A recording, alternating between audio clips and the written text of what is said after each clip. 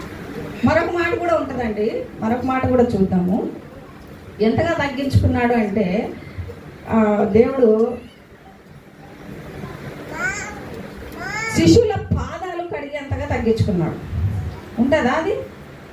శిష్యుల పాదాలు కడిగేంతగా తను తాను తగ్గించుకున్నాడు ఆయన.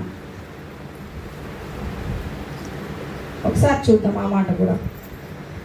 యోహాను పత్రిక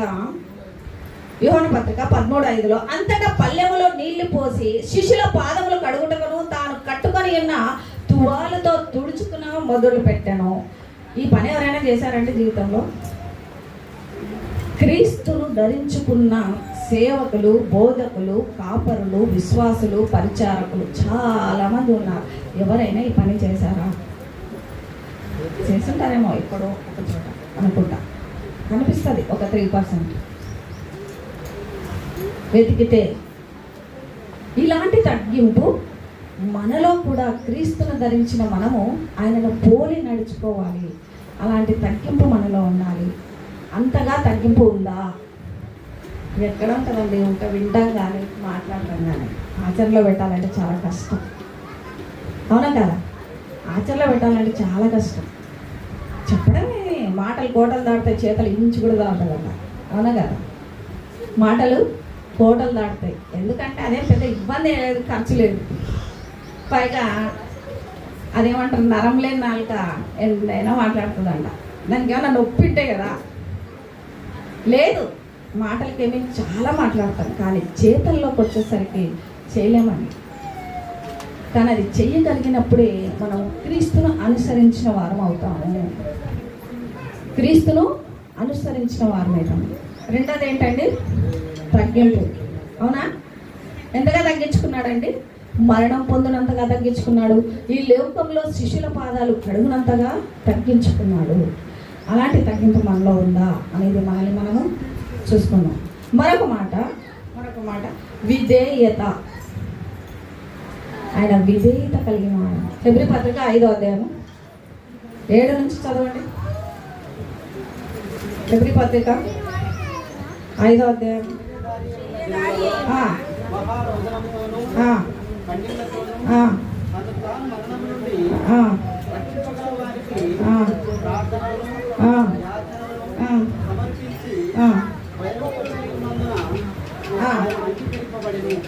ఆయన కుమారుడయ్యుండు తాను పొందిన శ్రమల వలన విధేయత నేర్చుకునేను. మరియు ఆయన సంపూర్ణ సిద్ధి పొందిన వాడై మెల్కీసెదెకు యొక్క క్రమంలో చేరిన ప్రధాన యాజకుడని దేవుని చేత పిలువబడి తనకు విధేయులైన వారికి అందరినీ నిత్య రక్షణకు కారకుడాయను. ఇప్పుడు మనకు నిత్య రక్షణ రావాలంటే ఆయన ఏమై ఉండాలండి? విధేయత కలిగి ఉండాలి. అంటే దానికి తన్ను తాను ఒప్పుకోవాలి. ఆ విధేయత మనకుందా అని మనల్ని మనం ప్రశ్నించుకోవాలి. ప్రతిదీ దేవుడు చూపిస్తాడండి, కానీ మనం ఆలోచించాం. మనకు అంత తీరిక ఎక్కడిది? బిజీ అయిపోతాం లైఫ్లో. బిజీ అనే పదానికి దగ్గర ఉంటారు, కానీ దేవుని సన్నిధిలో మనం ఉన్నామో దగ్గరలో ఉండడానికి చాలా దూరంగా ఉంటారు. మనిషికి బిజీ లైఫ్ ఎక్కువైపోయింది. ఎవరితో ఎక్కువైందండి? భార్యతోనా, పిల్లలతోనా, కుటుంబంతోనా? ఇవన్నీ కాదండి, సెల్ఫోన్తో. కానీ మీకు మరీ తెలియదా ఏమంటారు? అవునా కదా? ప్రతి ఒక్కరికి ఇప్పుడు సెల్ కావాలి. సోషల్ మీడియాకి చాలా దగ్గరగా ఉంటాం. సోషల్ మీడియాకి చాలా దగ్గరగా ఉంటాము. ఈ సమాజం అంతా కలిసి దేవునికి చాలా దూరంగా ఉంటాం. అవునా కదా? ఎక్కడ ఉన్నాం మనం? దేవునికి దగ్గరగా ఉన్నామా? మనకి, మన కుటుంబానికి దూరంగా ఉన్నామా? దూరంగానే ఉన్నాం. ఆ తగ్గింపు, ఆ విధేయత అనేది మనలో ఉందా అని మనల్ని మనము ప్రశ్నించుకోవాలని దేవుడు చెప్తున్నాడండి. ఎందుకు సౌండ్ చేస్తున్నాం? వాక్యం బాగాలేదా? వాక్యం విను. వాక్యము వినేటప్పుడంట ఎవరైనా వాక్యాన్ని బోధిస్తున్నారంటే ఒక సూది ఇట్లా తీసుకొని ఇట్లా కింద పడేస్తే సౌండ్ వినిపించాలంట. అంత డీసెంట్గా, అంత సైలెంట్గా దేవుని పట్ల భయము, భక్తి కనపరచవలసిన వారమై ఉన్నాం మనం. అది దేవుడు అంటే. అది దేవుని యొక్క ప్రేమను మనం వినడం కానీ అనుసరించడం కానీ అదే అనిపిస్తుంది. ఎందుకు దేవుని వాక్యం అంటే అంత భయం లేదా? మీకు భయం ఎప్పుడు వస్తుంది తెలుసా? అది తీసుకుంటున్నా. భయం ఎప్పుడు వస్తుంది? ఎవరికైనా భయం ఎప్పుడు వస్తుంది చెప్పండి? చెప్పండి. కష్టం వచ్చినప్పుడు వాళ్ళు భరించలేనంత కష్టం వస్తుంది చూడండి ఎవరికైనా. అప్పుడు కదా దేవుని దగ్గరికి వద్దనే వస్తారు. వద్దరా బాబు అంటే నేను పట్టుకుంటాను నీకు పాదాలు అంటారు. ఎందుకంటే అది ఎవరి వల్ల కాదు, ఆయన వల్లే అవుతాడు. అప్పుడు గుర్తుకొస్తాడు. పైగా అప్పుడే తిట్టుకోవడం కానీ పౌడుకోవడం కానీ రెండు చేస్తాడు. రెండు. ఒకవేళ అదృష్టం బాగుండి బతికి పడ్డమన్నా అనుకోండి, దేవుని పొగుడుతాడు. లేదంటే ఇంకా దేవుని తిట్టడమే మళ్ళీ షురు అయిపోద్ది. దేవుని పట్ల మనకు భక్తి ఉండాలండి, భయం ఉండాలండి, విధేయత ఉండాలండి. యేసుక్రీస్తు ప్రభువుల వారికి అవసరమా చెప్పండి? ఆయన పరలోకాన్ని దిగి వచ్చి ఎన్ని యాచనలు పడినాడండి? ఎన్ని పడినాడు? అది కూడా ఉంది కదా, 7వ అధ్యాయము 5వ వచనంలో ఉంది కదా, చదవండి ఒకసారి. ఎక్కడ అది మహారోదనతోను ఆ మాట చదవండి. మహారోదనంతోను కన్నీళ్లతోను తన మరణం నుండి రక్షింపగలవానికి ప్రార్థనలు యాచనలను సమర్పించి భయభక్తులు కలిగి ఉన్నందున ఆయన అంగీకరింపబడెను. ఎందుకు అంగీకరింపబడినాడంటే భయభక్తులు ఉన్నందున.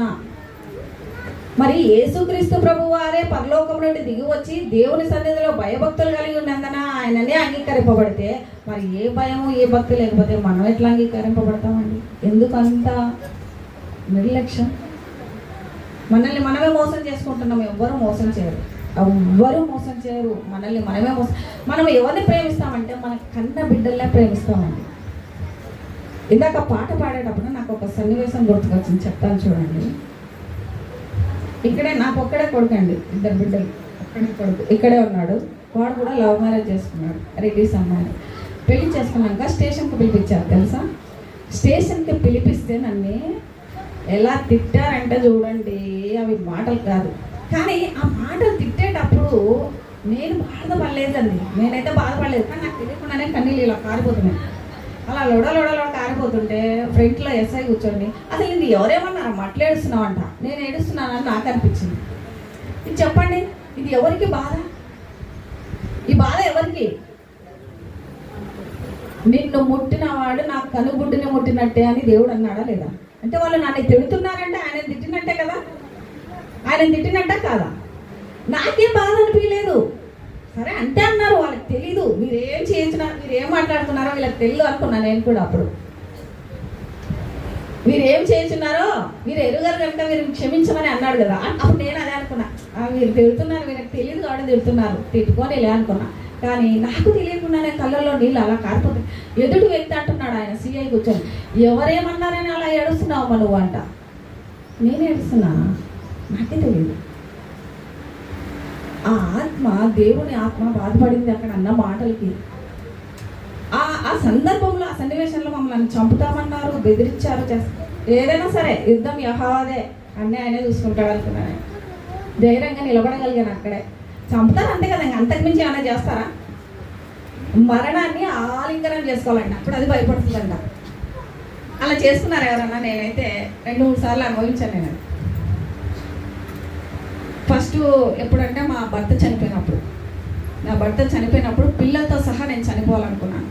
అది మరణాన్ని ఆలింగనం చేయడమే సిద్ధపడగలుగున్నాను. కానీ దేవుడు అప్పుడు తప్పించాడు. నెక్స్ట్ 2వసారి ఇలా మా కుమారుడు సన్నివేశంలోనూ రీసెంట్గా ఒక 3 సంవత్సరాల క్రితం పూర్తిగా ఆరోగ్యం బాగాలేదండి. ఊపిరి పీల్చడం కష్టం, మాట్లాడడం కష్టం, తినడం కష్టం, నీళ్లు తాగడం కష్టం, పడుకోవడం కష్టం. ఎవరికి చెప్పుకోవాలి? ఎవరున్నారు చెప్పుకోవడానికి? ఎవరు ఏం తీరుస్తారు? ఒక్కటే మాట అన్నా, తండ్రి నేనైతే బ్రతకడం అంటే అది నీ భిక్షే, నీవు పెట్టిన వరమే. బ్రతకాలన్నా చావాలన్నా అది నీ ఇష్టం. వద్దు తీసుకెళ్తానంటే తీసుకెళ్ళు, లేదు ఉంచుతానంటే ఉంచు, అది నీ చిత్తమే, నా చిత్తము కాదు అని అన్నప్పుడు దేవుడు నిలవబెట్టాడండి. దేవుడు నిలబెట్టాడు. మరొకసారి మా కుమారుని విషయంలో సమస్యలు చాలా పెద్దవి వచ్చినప్పుడు కూడా అట్లే ఉండాలండి. దేవుని మీద మన స్వబుద్ధిని ఆధారం చేసుకోకూడదు. మన స్వబుద్ధిని ఆధారం చేసుకుంటే మనం నష్టపోతాము. దేవుని కలిగి ఉన్నాము, ఎలా ఆచరిస్తున్నాము, ఏం లేదు అనేది మనం తెలుసుకోవాలండి. నిజంగా నాకు ఇచ్చిన సమయం అయిపోయిందని నేను అనుకుంటున్నాను. దేవుడు తండ్రి వీరేమి చేస్తున్నారో వీరు ఎరుగరు కనుక వీరిని క్షమించమని చెప్పాడని మనం ఎన్ని వచనాలు చూసుకున్నాం? 3 ఎన్ని చూసుకున్నామండి ఇక్కడ? 1 ప్రేమ, 2 తగ్గింపు, 3 విధేయత. ఇవి 3 ఆయన కలిగి ఉన్నాడు కాబట్టి ఆయన శిలువ మరణంలో అన్నీ ఓర్చుకొని దేవుని మీద ఆధారపడి ఆ మాట చెప్పి ఆయన ముందుకెళ్ళాడండి. ఇక తర్వాత మాటలు మిగిలిన వాళ్ళు చెప్తారు. ఈ 7 మాటలకి 7 రెఫరెన్సులు మనకి ఇక్కడ ఉండాలి, ఇక్కడ ఉండాలి, ఇక్కడ పైన ఉండాలి. అది బాగా గుర్తుపెట్టుకోండి. దేవుడు